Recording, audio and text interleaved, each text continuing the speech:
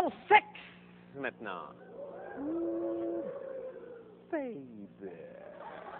Non, mais c'est vrai, en plein sondage BBM, là, les sondages, c'est important de parler de sexe. En fait, baby. Bon, plus précisément, on va parler de changement de sexe. Saviez-vous? Mégo. Il n'était pas capable de se retenir.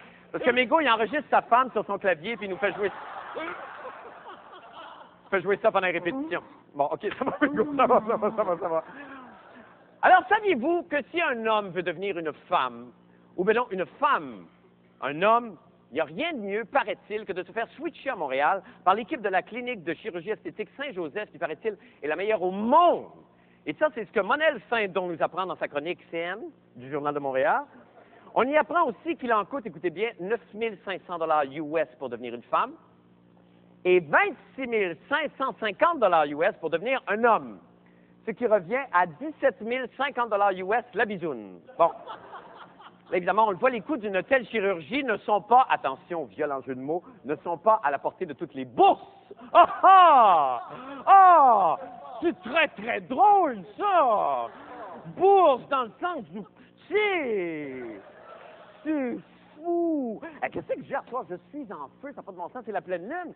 Gag sur gag sur gag sur gag sur gag. Yes! Une machine. OK. Anyway, qu'en est-il des gens plus pauvres qui manifestent le besoin de changer de sexe? C'est ça. Y a-t-il une solution à leurs problèmes? Eh bien, croyez-le ou non, le Grand Blanc a recueilli ce témoignage exclusif pour vous de Madame Indigente Tremblay, adepte de la simplicité volontaire. On écoute. Ah, bonsoir, monsieur Labrèche. Oui, je suis pauvre et laid, mais j'ai une belle sérénité.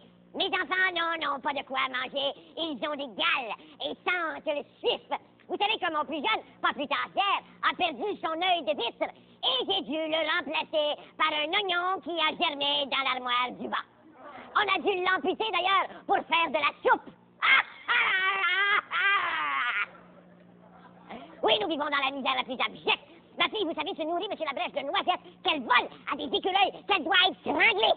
Ah! Mais jamais nous ne priverions de changement de sexe. Oh, no, baby boy! Il suffit d'avoir de l'imagination. Avec un rien, savez-vous, monsieur Labrèche, je me transforme en symbole ultime de la virilité. Patrick Huard avec une moustache.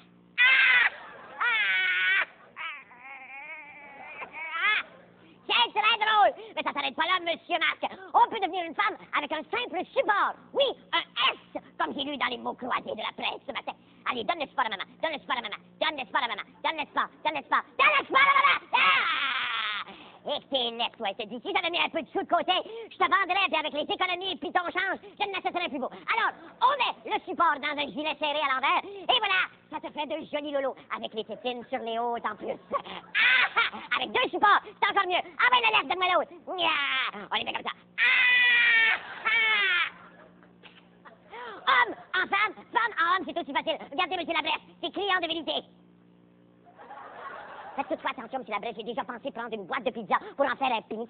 Mais je ne vous conseille pas, monsieur Labrèche, parce qu'un sexy d'homme, c'est rond et cylindrique, et une boîte de pizza, c'est carré et plat. Non, écoutez, on est pauvre, mais tout de même doté d'un certain sens de l'observation. Que je suis heureux, là!